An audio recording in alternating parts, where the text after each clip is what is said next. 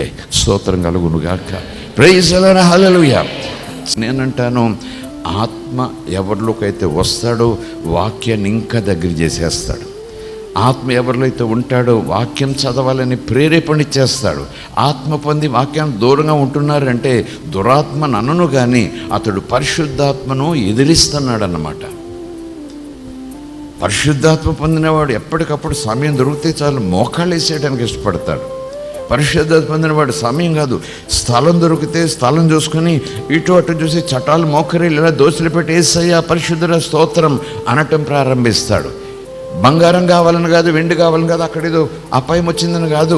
పరిశుద్ధాత్మ లోనుంటే 10 దేవుని స్తుతించే మనసు నీకు ఇచ్చేస్తాడు. స్తోత్రం కలుగునుగాక. So fill with the Holy Spirit, be filled with the Holy spirit.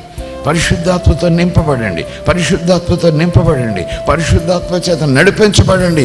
యేసయ్య రాబోతున్నాడు. ఆ పరిశుద్ధాత్మ మిమ్మలను యేసయ్య చేతుల మధ్య ఆకాశంలో పెడతాడు ఆయన. Praise the lord. Hallelujah. Pastor గారు కాదు పెట్టేది, పరిశుద్ధాత్మ మిమ్మల్ని యేసయ్య చేతుల్లో పెడతాడు. Glory be to God. Hallelujah. దేవునికి స్తోత్రం.